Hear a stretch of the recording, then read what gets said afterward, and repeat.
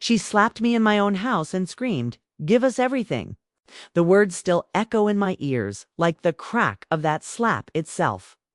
It was not just the sting on my cheek that burned, it was the humiliation, the betrayal, the raw disbelief that someone I had once welcomed with open arms, fed at my table, trusted with my son's heart, could strike me like I was nothing but an obstacle in her path. I had never been hit in my 65 years, not by my parents, not by my husband when he was alive, not even in the cruel playground of childhood where fists sometimes replaced words. But that afternoon, inside the very walls I had spent decades paying for with every rent check, every sacrifice, every sleepless night, counting coins, my daughter-in-law raised her hand and brought it across my face. And with that, she shattered something inside me that may never be whole again. Her voice was shrill, sharp as glass. "Give us everything. This house, the savings, the furniture, everything." I stood there, stunned. The slap was hot, but my blood ran cold. My son, my only child, stood behind her, his eyes cast down, his jaw clenched, saying nothing. His silence was a knife that cut deeper than her hand ever could. I pressed my trembling fingers against my cheek, feeling the swelling rise beneath the skin. My knees felt weak. The room around me blurred. The old curtains I had mended so many times. The family photographs framed on the walls. The wooden floor polished by my own hands, they swirled like a cruel carousel. I wanted to scream, to cry, to demand why, but the words lodged in my throat like stones. How had it come to this? The story of betrayal rarely begins with a slap.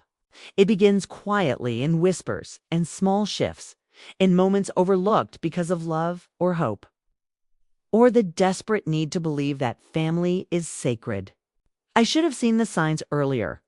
I should have listened to that small voice inside me when she first crossed the threshold years ago. Her smile, too, practiced. Her compliments, too, sweet. Her name is Lan. She married my son, Min, 10 years ago. I remember their wedding clearly, the golden drapes in the banquet hall, the laughter of friends, the pride in Min's eyes as he held her hand. I had worn a simple blue all dye, my late husband's favorite color. And I remember thinking how lucky Min was to have found such a poised, pretty wife. But beneath that poised exterior, I would later discover, was a hunger relentless, gnawing hunger for control, wealth, and possession. Min was my pride. He was a quiet boy growing up, studious, obedient, always helping me with the bills when his father fell ill. We were not rich, but we managed. After my husband died, Min became the man of the house at just 22. I watched him work long hours, climb his way into a steady job at a construction company, save every penny. I thought his marriage to Lan would give him the partner he deserved, someone to ease his burdens, share his joys. At first, it seemed that way. Lan called me MD with warmth, cooked meals with me, sat by my side in the evenings as Min worked late. But slowly, almost imperceptibly, things began to change. She started to comment on the house. "This place is so old, MD. The paint is peeling. Don't you think it's time Min and I take over and renovate?" When I explained that the house wasn't mine, that I had been paying rent on it for over 30 years, waiting, hoping one day the landlord would let me buy it outright, her lips tightened. Her eyes flickered with something cold. "It's strange," she said once, almost under her breath, "that you've paid so much, yet it's not yours. Maybe it's time for a new arrangement." I laughed it off. But unease settled in my stomach. Years passed and the financial strain grew heavier. Rent increased, groceries rose in price, electricity bills piled up. I kept meticulous notebooks where I wrote down every expense. I often showed them to Min, worried he might not understand how much I was stretching to keep the roof over all our heads. He nodded, patted my hand, and said, "Don't worry, MD. I'll take care of you." But Lan's attitude hardened. She began making cutting remarks. "You're still working at your age? Isn't it embarrassing for Min to see his mother scrubbing floors for neighbors? Or why don't you just sell your jewelry? What's the point of keeping old things when we need money now?" They weren't suggestions, they were demands dressed as questions. And Min, my dear son, said nothing. The silence of a loved one can be more violent than any word. The day of the slap began like any other. I had woken early, swept the courtyard, prepared rice porridge. I remember hearing the sparrows outside, their chirps sharp against the morning air. I had just finished folding laundry when Lan burst into the room, her face twisted with fury. She held an envelope in her hand and threw it on the table. "This is the landlord's notice. Rent is going up again. We can't live like this anymore. Min and I have decided it's time you hand everything over to us. We'll take care of the house from now on." I stared at her, confused. "Hand over? What do you mean? I've been paying this rent. I've kept this house standing. What do you mean, everything?" Her voice rose, sharp and venomous. "You've been wasting money for decades. You could have given it to us. We could have bought a house by now. Instead, you hoard it. You cling to control. Well, not anymore. This is OUR house now." My chest tightened. "No," I whispered, shaking my head. "It's not yours. I've worked for this." Every month, every year, the slap came before I could finish. A white flash, a sting, the sound of skin meeting skin. My ears rang dot behind her. Min stood frozen, fists clenched at his sides. His lips parted as if he might speak, but he said nothing. Nothing. That was the moment my heart cracked. Not from the pain of the slap, but from the silence of my son. I stumbled back, gripping the table for support. My knees wobbled. Tears blurred my vision, but I refused to let them fall. Not in front of her. Not in front of them. "Get out," I rasped. My voice was hoarse, trembling, but it carried a steel I hadn't heard in myself for years. "Both of you get out of my sight," Lan laughed. Actually, laughed. The sound was cruel, mocking. "You tell us to get out. You forget who runs things now. Min and I will be speaking to the landlord. This house will be in our name whether you like it or not. You're just a burden. Old, weak, useless." Her words were daggers. Each one cut deeper than the last. I looked at my son, my boy. The one I had carried for 9 months, fed with rice when I went hungry, clothed with sweaters I knitted from cheap yarn. Educated with every dime I scraped together. "Min," I whispered, my voice breaking.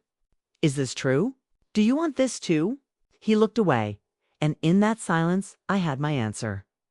That night, sat alone in my small bedroom, the slap still burning on my cheek, the words echoing in my skull. I pulled out my notebooks, the ones where I had written every expense, every receipt. I turned the pages, my hands trembling, my tears falling on the ink. I thought of all the sacrifices. The times I skipped meals so Min could have tuition money. The nights I worked double shifts at the textile factory, my fingers raw and blistered. The humiliation of borrowing rice from neighbors when times were bad. All of it for what? For this, I stared at the photograph on my bedside table. It was of Min as a boy, maybe 12 years old, smiling in his school uniform, his arm wrapped around my shoulders. I touched the photo, tracing his face with my fingertip. Where had that boy gone? My chest ached with grief, but beneath the grief, something else stirred. Something fierce. Something long buried. I whispered into the night, "No more." The following morning, when I walked into the kitchen, Lan was already there, sipping tea like a queen. She looked at me with smug eyes, as if daring me to challenge her. Min sat beside her, avoiding my gaze. I placed my hand on the table, steadying myself. "You will not take what I've worked for. You hear me? You can try to threaten, to shout, even to strike me. But I will not give in." Her smile faded, replaced by a scowl. "We'll see about that, old woman. We'll see what the landlord says when he learns you can't keep up with the payments." I leaned closer, my eyes narrowing. "Then let's see what happens when a lawyer learns what you've done for the first time." I saw a flicker of fear in her eyes. And at that moment, I knew. Would fight? But I had no idea just how dark the path ahead would become. Because the slap was only the beginning. The real battle, the lies, the manipulation, the betrayal that would shake me to my core was yet to come. And I would soon discover just how far Lan was willing to go to strip me of everything I had. Left off the knock on the door that night startled me more than I expected. My nerves were already frayed, my cheeks still faintly bruised, my heart heavy with betrayal. When I opened the door and saw the landlord standing there with a folder tucked under his arm, my breath caught, and there she was, behind him, Lan smiling like a wolf that had cornered its prey. Evening. Bah! The landlord said, his voice oddly formal. He was a short man in his 50s, balding, always smelling faintly of cigarettes. For decades, he'd collected my rent without much conversation. But tonight, his posture was stiff, his expression unreadable. "We need to talk." Lan leaned against the doorway, arms folded, her eyes glittering. "Yes, MD, we need to talk." My stomach churned. I stepped aside, letting them in, though every instinct screamed at me to slam the door shut. The landlord walked in first, papers in hand, while Lan followed, her heels clicking on the floorboards I had scrubbed only that morning. We sat at the kitchen table. The landlord spread out the papers on the surface, and my eyes scanned the bold letters at the top. Notice of contract transfer. My fingers tightened on the edge of the chair. "What is this?" Lan answered before he could. Her voice was syrupy sweet, mocking. "It's simple, MD. You've been paying rent here for decades. Yes, but the landlord has agreed to transfer the contract to Min and me. We'll take over the payments. It'll be in our name now. You can stay, of course, but as a guest." The words cut through me. A guest. In the very place where I had poured every ounce of my labor, every coin of my savings, every breath of my life. I turned to the landlord. "Is this true? After all these years, after all I've paid, you're giving it to them?" He avoided my eyes. "They came to me with an offer. They can afford more. It's business, bah, nothing personal. They said you're struggling to keep up." I felt the blood drain from my face. I wanted to scream at him, to shout the truth that I had never missed a payment, that I had swallowed pride and hunger just to keep this house standing. But my voice betrayed me, emerging as a whisper. "I've never failed you. Not once." The landlord shuffled the papers. "It's already in motion. Unless you can prove otherwise.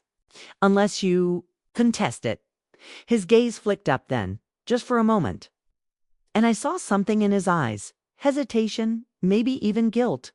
Lan leaned forward, her smile widening. "Why bother, MD? Just accept it. You can finally rest. Leave it to us." Her hand slid across the papers like a serpent claiming its prize. My chest burned. I looked at her, at that smug face, and something hardened inside me. I thought of my late husband, of the boy Min had once been, of every scar on my hands from decades of work. "No," I said, my voice stronger than I felt. "This house may not be mine on paper, but it will never belong to you. Not while I breathe." Lan's smile faltered, but only for a second. Then she laughed. "We'll see about that." After they left, I sat at the table long into the night, the papers still spread before me. My hands shook as I traced the lines, the legal jargon, the signatures. My savings account was nearly empty, just enough for rent, groceries, maybe medicine if I fell ill. I couldn't fight them with money. But maybe there were other ways. I pulled out my notebooks, those old worn volumes filled with years of receipts, handwritten records, bills stamped paid. They were my proof, my shield. If Lan thought I would surrender quietly, she was wrong. But even as I stacked them before me, doubt crept in. Would anyone listen? Would anyone care that an old woman was being pushed aside by her own family? I pressed my palm to the table, feeling its familiar grooves. The scratches from countless meals, the stains from spilled tea. This house was more than wood and stone, it was my life, and I would not let it go without a fight. The next morning, I went to see a lawyer. The office was small, tucked above a pharmacy on a busy street. The lawyer, a woman in her 40s named Thursday, greeted me with a brisk handshake. Her hair was tied back neatly, her glasses perched low on her nose. I laid the papers on her desk, my notebooks stacked beside them. She read silently for a long while, flipping through the pages with a frown. Finally, she looked up. You've been paying rent here for over 30 years. Yes, I said, my voice trembling. Every month. I have receipts. I have records. She tapped the papers. Legally, the landlord does have the right to transfer the contract. But your history here, your continuous payments, it gives you standing. It shows reliance, longevity. If they want to push you out, they'll have to go through court. And I believe you have a strong case. My heart fluttered. Hope, fragile but real. THU leaned forward. But you must be prepared. This will not be easy. They will try to discredit you. They will paint you as incapable as someone who cannot manage. Do you have family support? The question stung. I lowered my gaze. No, my son. He stands with her. Thursday's expression softened, but her tone remained firm. Then you must stand for yourself. Are you ready for that? I swallowed hard. Yes, I have no choice. The days that followed were a blur of preparation. Thursday guided me through the process, gathering receipts, writing statements, compiling every shred of proof that the house, though not legally mine, was rightfully bound to me through years of sacrifice. But Lan was not idle. She began her campaign swiftly and viciously. Neighbors whispered of things she told them, that I was senile, that I had forgotten to pay bills, that I wasted money on nonsense. One afternoon I went to the market, and the stall owner hesitated before handing me change, her eyes wary. Is it true, Boff? That you gamble? That you owe money? My cheeks burned. Lies. All lies. And I knew whose tongue had spread them at home. The tension thickened. Lan strutted through the rooms as if she already owned them, her perfume cloying in the air. Min avoided me, his face drawn, his words clipped. Sometimes I caught him watching me, guilt flickering in his eyes, but he never spoke. Not once. Each night I sat alone, the silence pressing down on me. But I clutched my notebooks like lifelines, whispering to myself, hold on. Hold on. The first court hearing arrived quicker than I expected. I wore my best all night. The one with tiny embroidered flowers my husband had bought me long ago. I wanted to look strong, dignified. But inside, my stomach churned. The courtroom smelled of varnish and paper. I sat at one table with Thursday beside me, while across the room Lan and Min sat with their own lawyer, a slick man in a dark suit. Lan smirked at me, her nails tapping on the table. Min wouldn't meet my eyes. The judge entered and the proceedings began. Their lawyer spoke first. His voice was smooth, rehearsed. He painted me as an old woman clinging to the past, unable to manage finances, a burden to my son and his wife. He held up the landlord's transfer notice as if it were the final word. Then it was our turn. Thursday stood, her voice firm, commanding. She laid out my years of payments, my meticulous records, my unwavering responsibility. She held up my notebooks, the receipts, the proof that I had kept this house alive. As she spoke, I sat silently, my hands clenched in my lap, my heart pounding. When she finished, the judge turned to me, Ba. He said, "Do you have anything to add?" I rose slowly, my knees trembling. My voice shook, but I forced it out. This house, it is not just walls. It is 30 years of my life. I have given everything I have to keep it standing. If they take it now, they do not just take wood and stone. They take my dignity. They take my life's work, please. Do not let that happen. The courtroom was silent. For a moment, I thought I saw something soften in the judge's eyes. But when I sat down, Lan leaned close across the aisle and whispered, just loud enough for me to hear, "This is only the beginning." She was right, because as the hearings dragged on, the battle grew uglier. I began receiving strange phone calls late at night, voices whispering insults, threats, before hanging up. Once I found the tires of my bicycle slashed. Another time, someone threw rotten eggs at my door. I knew who was behind it, but proving it was impossible. One evening, as I was returning from Thursday's office, I found Lan waiting at the gate. She blocked my path, her smile sharp as a blade. "You think you can win, old woman?" she hissed. "You think the court cares about your sob stories? You're nothing. Min is mine. This house will be mine. And when you're gone, no one will even remember you." Her words cut, but I forced myself to stand tall. "We'll see," I said, my voice steady. "We'll see who remembers whom." She laughed and stepped aside. But the sound of her laughter followed me inside. Echoing in my ears, one night, exhausted, I sat at my table, staring at the piles of papers, the endless fight ahead. My chest ached with weariness. Doubt gnawed at me. Could I really win? Could I really stand against their cruelty? Then a knock came at the door. Not the landlord this time. Not Lan. When I opened it, I found an old neighbor, Mrs. Ho, standing there with a bag of rice in her hands. "I heard what they're saying about you," she said softly. "I don't believe it. I remember all the times you helped me when my husband was sick. You're not alone. Bah, don't forget that." My throat tightened. I reached for her hand, tears brimming in my eyes. It was a small thing, perhaps, but it reminded me I was not as alone as Lan wanted me to believe. Still, the fight was far from over, because the next morning I received a letter in the mail, an official notice, and when I tore it open, my heart nearly stopped. It wasn't just about the house anymore. It was a summons, Lan. And men were suing me for emotional distress, claiming I was harassing them, refusing to cooperate, damaging their marriage.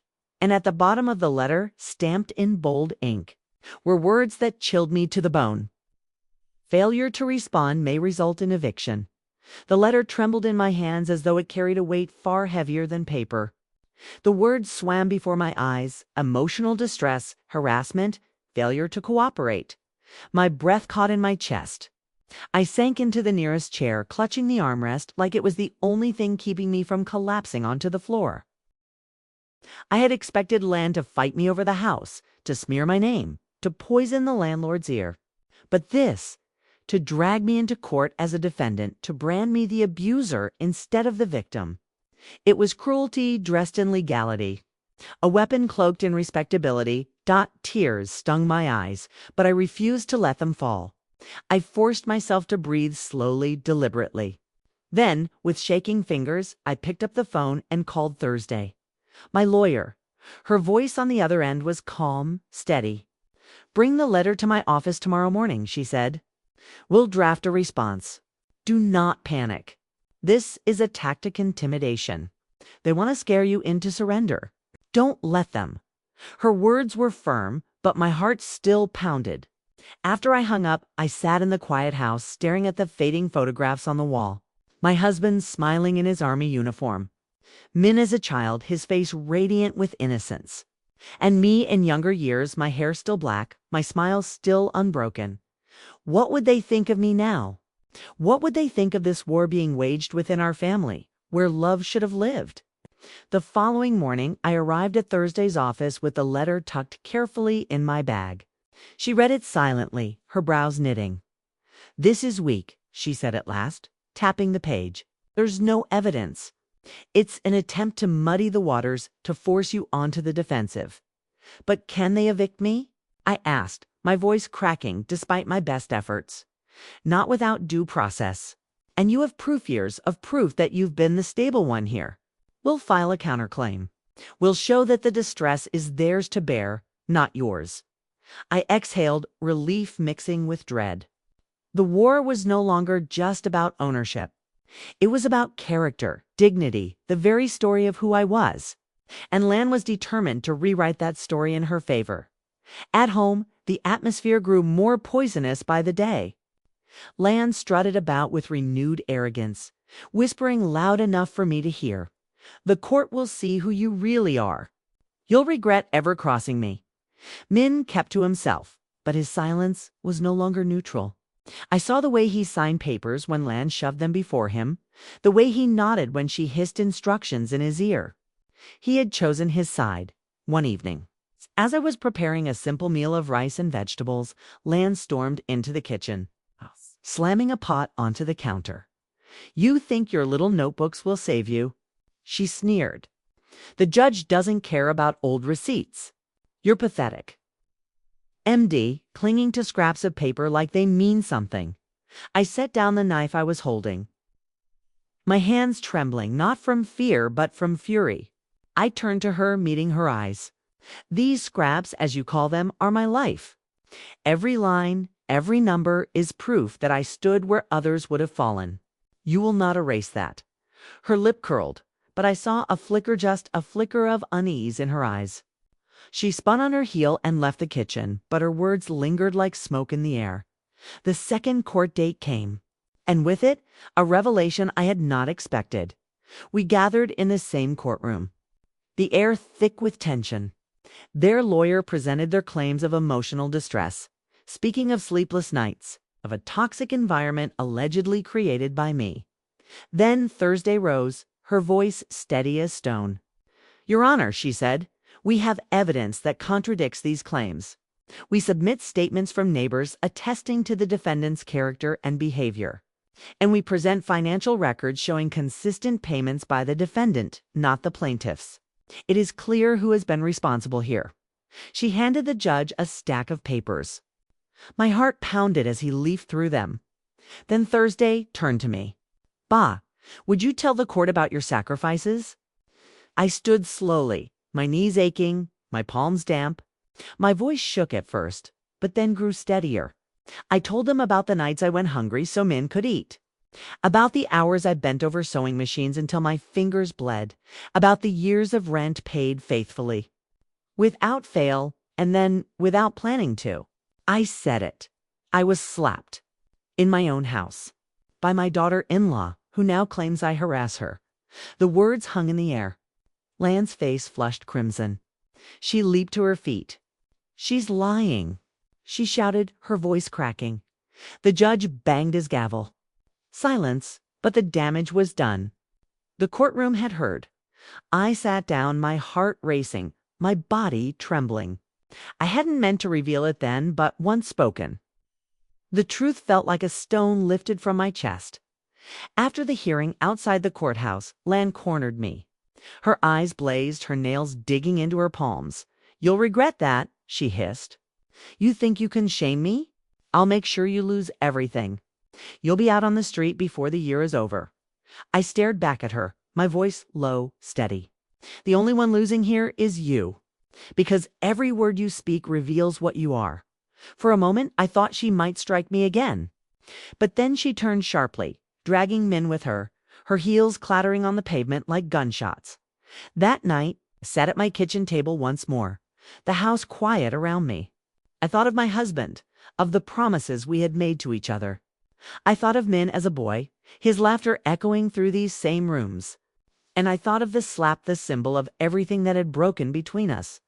I whispered to the silence, "I will not let her win. Not this, not my life." But even as I spoke the words, a shadow of fear lingered in my heart, because I knew Lan's threats were not empty. She would stop at nothing, and I was about to learn just how far she would go. It happened. 3 nights later, I woke to the smell of smoke. My heart leaped into my throat. I rushed to the living room, and there, on the floor near the old wooden cabinet, lay a small pile of burning papers. Someone had lit them on fire and left them smoldering. I stamped them out, coughing, my eyes stinging. When I picked them up, my blood ran cold. They were pages torn from my notebooks, proof, evidence, my life. And someone inside this house had tried to destroy them. The acrid smell of smoke clung to the walls long after the small fire was out. My hands were blackened with soot, my lungs tight from coughing, but my heart beat harder than both. I sat on the floor, clutching the half-burned pages of my notebooks, my tears smearing the ink. These weren't just scraps of paper. They were my proof, my defense, the record of my life's sacrifices. Without them, what chance would I have? I knew immediately who had done it. There was no doubt. Only 3 of us lived in that house, and I had not set a fire in the middle of the night. Min would never dare act alone. That left her Lan. The thought made my blood boil. She had crossed from lies and manipulation into something far more sinister, destruction of evidence. By morning, I'd made my decision. I gathered what remained of my notebooks, sealed them in a plastic bag, and marched straight to Thursday's office. She looked at the charred edges, her brow furrowing with anger. "This is serious," she said. "This isn't just harassment anymore. This is tampering. If we can prove who did it, it could turn the entire case in your favor." My throat tightened. But how? It's only my word against hers. Thursday leaned back, tapping her pen against the desk. "Then we'll need more than words. We'll need witnesses or evidence she cannot explain away. Are you willing to fight harder?" I nodded, though inside I trembled. What choice did I have? That night I returned home with my notebooks hidden under my odd, pressed close to my chest like a shield. I slipped them into a locked metal box I had once used to store jewelry, and hid it beneath my bed. But Lan seemed to sense my resolve. She watched me closely, her eyes sharp, her movements deliberate. At dinner, she smiled with sickly sweetness, offering me more rice than usual. "Eat well, MD," she said. "You'll need your strength for court." Her words dripped with poison. But I forced a polite smile, refusing to give her the satisfaction of seeing me shaken. Min sat beside her, silent as ever, his face pale. Once his eyes met mine, and for a brief moment I saw something flicker their guilt, shame, maybe even sorrow. But as quickly as it appeared, he looked away. A week later, we returned to court. Thursday presented the half-burned pages to the judge, explaining that they had been deliberately set on fire inside my home. Lan's lawyer scoffed, insisting it was an accident. That perhaps I had dropped a candle. I rose to my feet, anger giving me strength.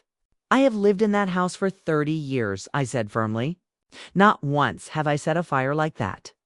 Do you think I would burn the very papers that prove my case?" "No, someone wanted them destroyed." Lan's face flushed red. She shifted uncomfortably, and for the first time I saw the judge's eyes narrow in her direction. It was small, but it was something. Still, the case dragged on. More documents, more hearings, more lies thrown at me like stones. Some days I felt strong, my back straight, my heart fierce. Other days I sat in my room and wept silently into my pillow, wondering how much longer I could endure. The turning point came unexpectedly. One evening, Mrs. Ho, my neighbor, knocked on my door. Her voice was urgent, her eyes wide. "I saw her," she whispered. "Your daughter-in-law. She was outside late at night, near your window. She had matches." I thought it was strange, but I didn't say anything. Now, after hearing about the fire, my breath caught. "You're certain it was her?" She nodded. "I'd swear it in court if I must." Relief and gratitude flooded me. At last someone had seen. At last I wasn't alone. When the next court session arrived, Thursday presented Mrs. Ho as a witness. She spoke clearly, bravely, describing what she had seen. Lan's lawyer tried to twist her words, suggesting she was mistaken, that the night was dark, that old eyes could not be trusted. But Mrs. Ho did not waver. "I know what I saw," she said firmly. It was her. The courtroom buzzed with murmurs. The judge's gaze lingered on Lan, who sat stiffly. Her lips pressed thin, for the first time. The balance seemed to tip. But Lan was not one to accept defeat quietly. The very next day I returned home to find my door ajar. My heart leaped into my throat. I rushed inside, only to discover drawers pulled open, cupboards ransacked. My belongings were scattered across the floor. Nothing of value was taken. Not money, not jewelry. Only one thing was missing: my locked metal box. The box where I had hidden the remaining notebooks. I sank to the floor, my body shaking, a scream tearing from my throat. She had done it again. She had taken what mattered most. When Min arrived later that evening, I confronted him. My voice was ragged, my eyes wild. "Where is it? Where is my box?" He froze, his face pale. His lips moved, but no words came. It was her, wasn't it?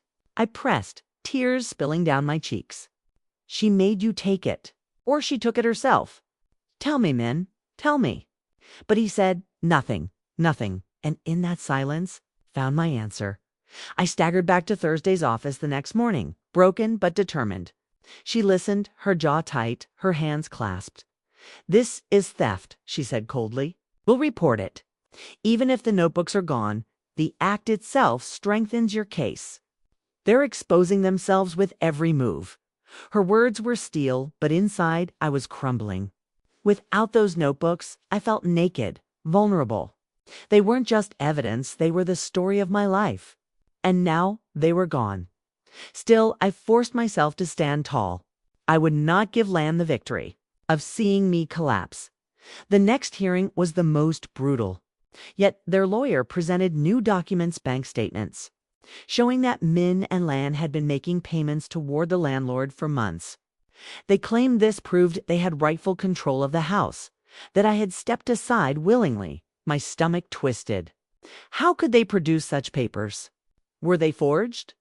Or had Min truly been making secret payments behind my back? Thursday examined the documents carefully. Some of these look altered, she whispered to me. The dates, the signatures, they don't align. When she challenged them in court, Lan's lawyer grew defensive, his voice rising. The judge ordered a forensic examination of the documents, but the damage was done. Doubt had been planted. I sat there, my head spinning, my hands trembling. Was even my son now complicit in falsifying records against me? The thought nearly broke me. That night, unable to sleep, I wandered through the quiet house. The moonlight spilled across the floorboards, illuminating the familiar shapes of furniture worn smooth by decades of use. I touched the old cabinet, the one my husband had built with his own hands. I pressed my palm to the cool wall, remembering how Min had once scribbled his schoolwork there in chalk. Memories clung to every corner. This wasn't just a house, it was a vessel of my life. And now it felt like a battlefield. As I stood in the dim light, I heard a soft sound behind me. I turned to see Min standing in the doorway. His face shadowed. "MD," he whispered, his voice trembling. My heart lurched. For a moment, I saw the boy he used to be, the boy who had once clung to my skirts, who had once promised never to leave me. "What is it, Min?" I asked softly. His lips parted, but before he could speak, Lan's voice cut through the silence from down the hall. "Min, come here." He flinched, his face hardening once more. Without another word, he turned and walked away, and I was left standing alone, my heart breaking all over again. But the war was not over, because 2 days later, Thursday called me with news that would change everything. "The forensic report is back," she said, her voice tinged with triumph. "The documents they submitted, several are confirmed forgeries. We can prove it. This could be the breakthrough we've been waiting for." My breath caught. Hope surged in my chest, fragile but fierce.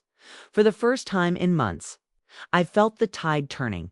But I also knew Lan would not go down quietly, and I feared what she might do when cornered. From my window, I froze, my breath caught in my throat. The night air was heavy with silence, broken only by the faint rustle of leaves. Down below, Lan moved stealthily across the courtyard, her figure half hidden in the shadows. In her hand, something glinted under the moonlight, a canister, small, metallic. My heart raced. What was she carrying? I pressed my hand against the window frame, trying not to make a sound. She knelt near the side of the house, crouching low, as though she didn't want to be seen. A sudden chemical odor wafted upward, sharp, biting at my nose. Kerosene. My blood ran cold. She was trying to set fire to the house. Not just papers this time, not a few notebooks, but the entire house. My home, my life. For a moment, my legs refused to move. Then instinct kicked in. I stumbled from the room, rushing down the hallway, my heart pounding like a drum. I flung open the front door just as she struck a match. "Lan!" I screamed, my voice cracking with rage. She jolted, startled, the flame flickering dangerously close to the ground. For a moment, our eyes locked, hers wide with fury, mine blazing with terror. Then, with a hiss, she dropped the match and stamped it out beneath her heel. "What are you doing?" I shouted, my voice trembling. She straightened, her lips twisting into a sneer. "Just cleaning up. Maybe this old place needs to burn down so something new can rise." The audacity of her words struck me harder than the slap ever had. "This is my home," I cried. "How dare you? You'd burn it to the ground with me inside." She stepped closer, her perfume mingling with the acrid stench of kerosene. If it means getting rid of you, then yes. You're nothing but an obstacle, old woman. Min and I will have this house, one way or another. Her face was inches from mine, her eyes burning with hatred. For a heartbeat, I thought she might actually strike me again. But then, from inside the house, a voice broke the tension. MD Lan. What's going on? It was Min. He had come into the hallway, rubbing his eyes, confusion etched across his face. I turned to him, desperation in my voice. She tried to burn the house. Min, she had kerosene. But Lan moved faster. She slipped the canister behind her back, her expression transforming into a mask of innocence. Don't listen to her, Min. She's paranoid. I was just checking the yard. You know how she gets imagining things? Min's gaze flickered between us, uncertain. His lips parted, but no words came. And in his silence, she smirked. The next morning, I reported the incident to Thursday. She listened carefully, her face grave. This is attempted arson, she said. But without proof, without witness, sits your word against hers. I pressed my trembling hands together. She'll stop at nothing Thursday. If I don't act quickly, I fear she'll succeed. Thursday's eyes narrowed. Then we'll need to be smarter. We'll gather more than paper proof. We'll gather evidence she can't erase. What do you mean? Surveillance, she said. A camera, discreet, placed where she can't see it. If she tries again, we'll catch her. And then we'll have everything we need. The thought unsettled me. Spying on my own family? But then again, was she family anymore? Or was she an enemy wearing the mask of kinship? Greed. That week, I scraped together what little money I had left and purchased a small camera. With Thursday's help, I installed it in the living room, its lens hidden among the decorations. Another smaller one we placed in the courtyard, disguised as part of the gutter. I felt both ashamed and relieved, as though I had crossed a line but also armored myself. Lan, of course, noticed nothing. She continued her charade of sweet smiles in public and venomous whispers in private. Min remained her shadow, saying little, his silence carving deeper wounds into my heart each day. But the cameras saw what I could not. 2 nights later, the evidence came. I woke again to faint noises, the creak of the floorboards, the hushed sound of footsteps. I stayed in my room, pretending to sleep, though my heart raced. In the morning, I checked the footage. My hands shook as I pressed play. And there she was, Lan, creeping through the living room at midnight, rifling through drawers, pulling open cupboards. She wasn't looking for money, she was searching for papers. Evidence, proof at one point. She glanced toward my bedroom door, her face twisted with frustration, then slipped back into the night. Thursday nearly smiled when she saw it. This, she said, is gold. Tampering, breaking trust, invading your space, it all builds your case. And if she tries something bigger, we'll have her. For the first time in months. I felt a spark of hope burn brighter than my fear. But Lan must have sensed the shift. Her tactics grew more vicious. She began to isolate me socially, whispering lies to neighbors, spreading rumors that I was insane, unfit to live alone. One afternoon at the market, I overheard 2 women murmuring. Poor Min, saddled with such a troublesome mother. Did you hear? She attacked Lan. I wanted to scream to defend myself, but the words stuck in my throat. It was like drowning in silence. Back at home, I confronted Min. You let her spread these lies. You let her poison my name. He shifted uncomfortably, avoiding my eyes. MD, maybe it's better if you just let things go. Maybe it's time to rest, to stop fighting. My chest tightened. Rest. You call this rest being treated like a criminal in my own home? He said nothing, only turned away. And in that moment, I realized I had lost him. Not just to her, but to fear, to weakness, to the path of least resistance. The next court hearing was the most pivotal yet. Thursday presented the footage showing Lan prowling through my living room at night. The courtroom erupted in murmurs as the video played on the screen. Lan's lawyer objected, claiming invasion of privacy, but the judge allowed it. Lan's face was pale, her lips pressed tight. For once she had no smug smile. Thursday's voice rang clear. This is not the behavior of someone suffering emotional distress. This is the behavior of someone orchestrating deceit, tampering with evidence, and violating trust. The judge's gaze lingered on Lan for a long moment. I dared to believe that justice might finally be within reach.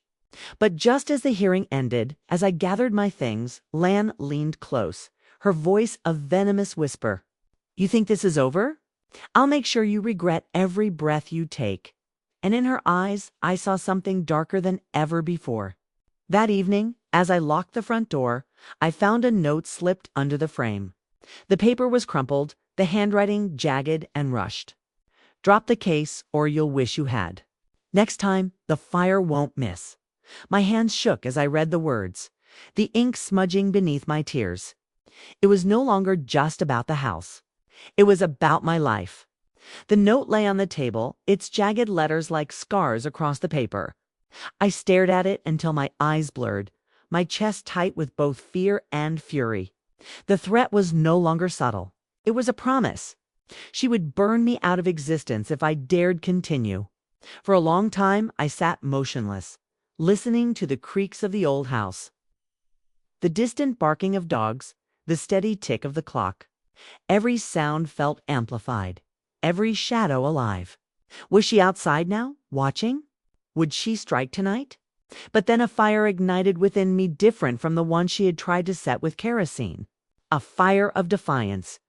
Enough. She had taken my peace, my son, my reputation, and nearly my home. I would not let her take my life too. I picked up the phone and called Thursday. When she answered, I read the note aloud, my voice shaking. There was silence on the other end for a moment. Then her voice came calm and resolute. "This is criminal intimidation. Bring it to me tomorrow. We'll involve the police. She's crossed into territory that no judge will ignore." I swallowed hard. The thought of police at my door, of neighbors whispering even more, made me uneasy.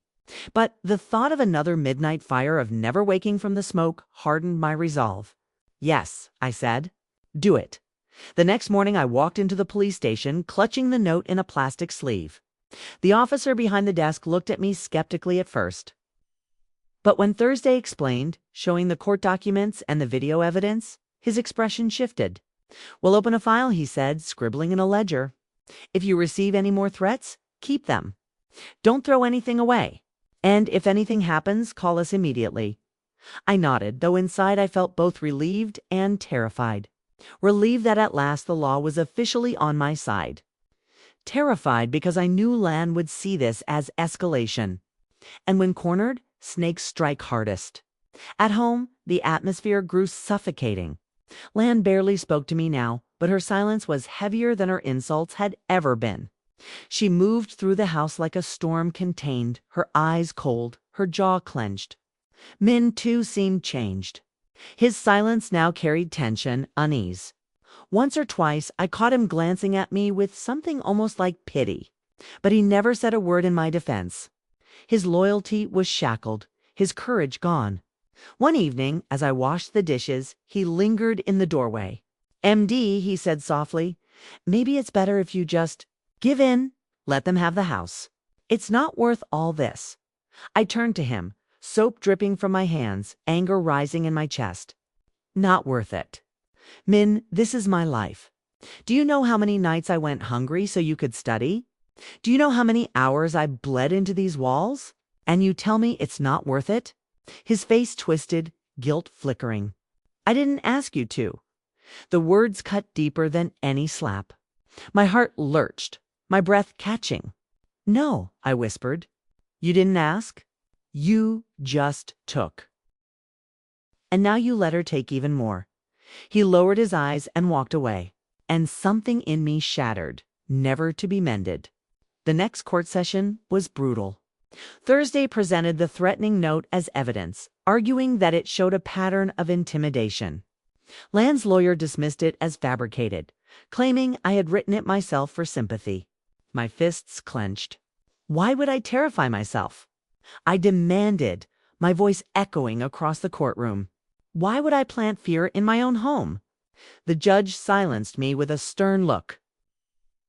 But I saw something in his eyes, a growing impatience with their excuses. A dawning recognition of who was telling the truth. Then Thursday unveiled the forensic report confirming the forged documents from the previous hearing. The courtroom buzzed. The judge leaned forward, scrutinizing Lan and Min's lawyer. "This is a serious matter," he said gravely. "Forgery and intimidation will not be tolerated. I will consider this carefully in my ruling." For the first time, I saw fear flash across Lan's face. But just as quickly, it was masked by rage. That night, as I prepared for bed, I heard muffled voices from the living room. I crept quietly down the hallway, heart pounding. Lan's voice sharp and low. "You need to choose, Min. Either you're with me completely, or you're nothing. You understand? If she wins, we lose everything. Everything." Min's voice strained. "She's still my mother." Lan snapped back, her voice venomous. "Then act like a husband, not a son. Because if she takes this house, I'll leave. And when I do, I'll take everything else with me." There was silence. Then the sound of Min's sigh, weary, defeated. I pressed my hand against the wall, tears streaming down my face. My son was trapped, torn between blood and vows, between love and fear. And yet he had chosen silence. Silence that cut me deeper each day. The following week, something unexpected happened. I was in the market when a man approached me. He was middle-aged, wearing a crisp shirt, his face kind but serious. "You rebought Lean, yes?" he asked. I nodded cautiously. "I've been following your case," he said. "I'm a journalist. People need to know what's happening here. Families aren't supposed to tear each other apart like this. Would you allow me to interview you?" At first I recoiled. The thought of my private pain splashed across newspapers horrified me. But then I thought of Lan's lies, the rumors she spread unchecked. Maybe the truth needed air. Maybe my voice needed to be louder than hers. "Yes," I said quietly. "Tell them everything." The article appeared a week later.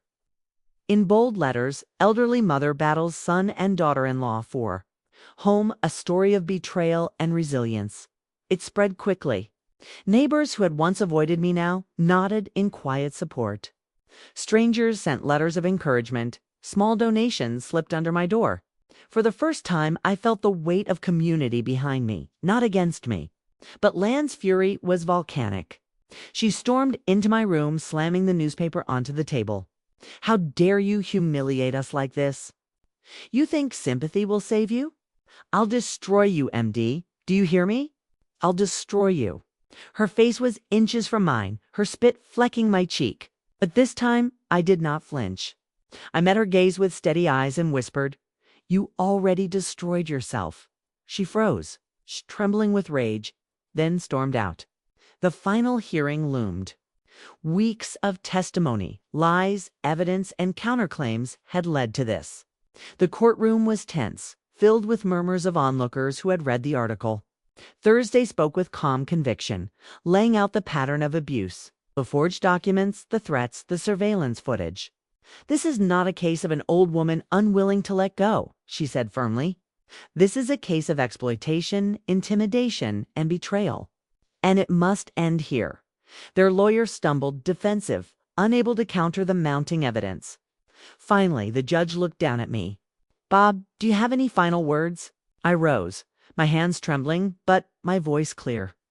"I came to this house a young woman with nothing but hope. I built a life here, brick by brick, sacrifice by sacrifice. I gave my son everything, even when I had nothing. And now they would take it all. But this house is more than walls. It is dignity. And I will not surrender it to cruelty." Silence filled the room. The judge nodded slowly. "I will deliver my ruling in 2 weeks. 2 weeks. 2 more weeks of waiting, of fear, of watching shadows in the night."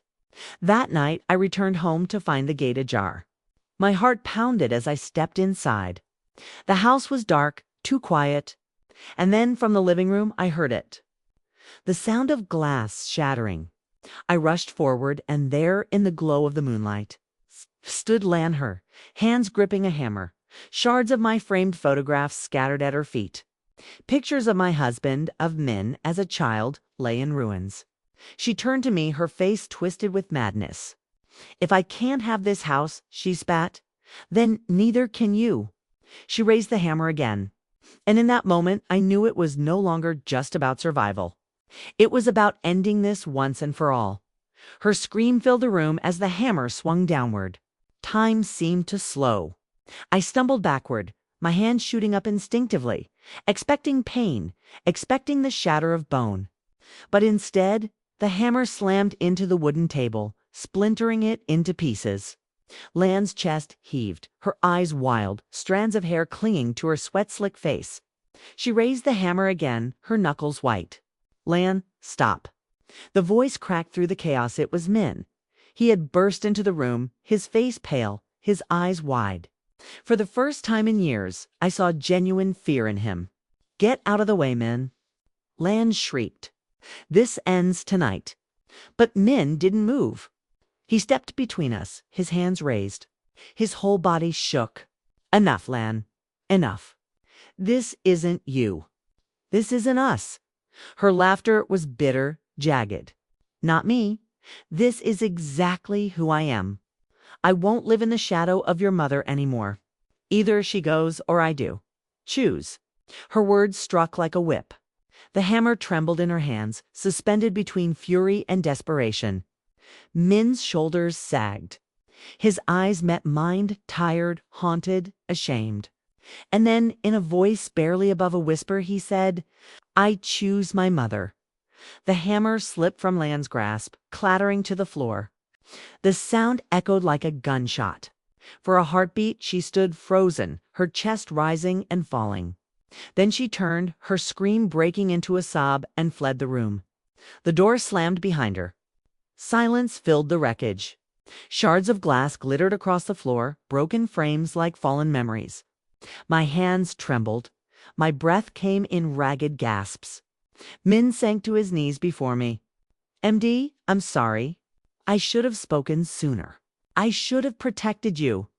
Tears welled in my eyes, spilling freely now. "Why, Min? Why did you let it go so far?" His voice cracked. "I was afraid. Afraid of losing her, afraid of being nothing without her. She controlled everything. But tonight I saw what she truly is. And I saw what I've become, a coward." I touched his face, my hand trembling. "You are still my son. But trust is not easily mended. You must prove it, Min. With actions, not words." He nodded, tears falling. "I will, MD. I will." The police arrived that night, summoned by a neighbor who had heard the shouting and crashing. They found the hammer, the broken photographs, the kerosene still lingering in the air. I gave them the threatening note, the video footage, everything.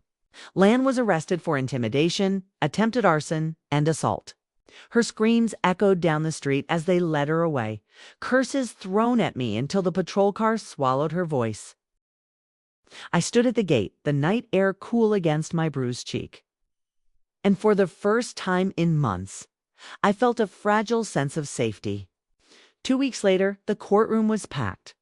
The judge's ruling came after what felt like an eternity of words, documents, and testimonies. He looked down at us, his face grave. "This case is not simply about property. It is about respect, duty, and the abuse of trust within a family.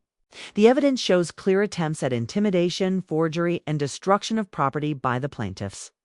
Therefore, I rule in favor of the defendant." The words rang in my ears. I had one. The landlord was ordered to keep the rental contract in my name for as long as I wished. Lan's claims were dismissed and charges against her were forwarded to criminal court. Min, though spared legal punishment, was reprimanded for his silence and complicity. As the gavel struck, tears streamed down my face.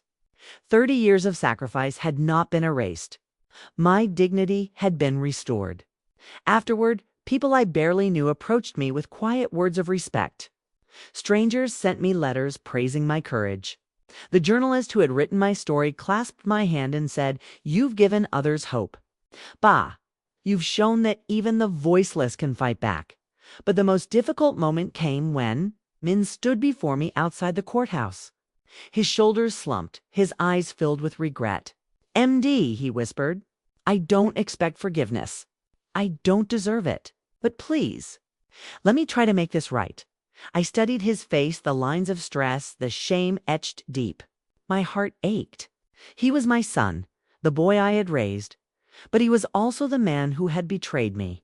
I will never stop being your mother, I said softly, but a bond broken must be rebuilt piece by piece. If you wish to heal, you must prove it with honesty, with loyalty, with courage. He nodded, tears falling. I will spend the rest of my life trying. Months passed. The house grew quiet again, the shadows of conflict slowly fading. I repaired the broken frames, though some photographs were too damaged to restore. I kept them anyway, scars of memory. Lan remained behind bars, her name whispered in shame across the community. Min visited me often, bringing food, helping with repairs, sitting with me in silence.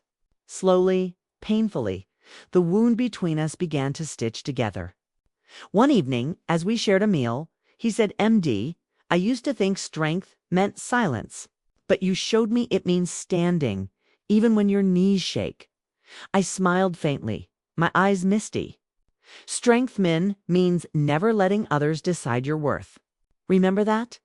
And now, as I sit at this same table-scarred but sturdy eye, reflect on all that has happened. I was slapped in my own home, humiliated by the one who should have been family. I was dragged through courts, threatened, nearly burned out of existence. But I refused to bow. I discovered a strength I thought I had lost. I found allies in neighbors, in justice, in truth. And though I lost the blind trust I once had in my son, I gained something else, clarity. The lesson is sharp, but it is clear. Family is not defined by blood alone. It is defined by respect, by loyalty, by love that does not seek to control or destroy. I am 65 years old, but I have never felt more alive, more certain of who I am. This house may not be mine on paper, but it is mine in spirit, in sweat, in sacrifice. And no one, not even those I once called family, can take that from me. I whisper into the quiet room, my voice steady now. They tried to break me, but I am unbroken. My dear friends, if this story touched your heart, don't forget to click like, share it with your loved ones, and hit that subscribe button so you won't miss the next stories on Voices of Auntie Leo. I'd love to hear from you. Please leave your thoughts, your feelings, and even your own experiences down in the comments. Every word you share gives me strength to keep telling these stories. Thank you so much for spending your precious time with me today. I'll see you again in the next story, right here on Voices of Auntie Leo. Stay safe, stay strong, and stay kind.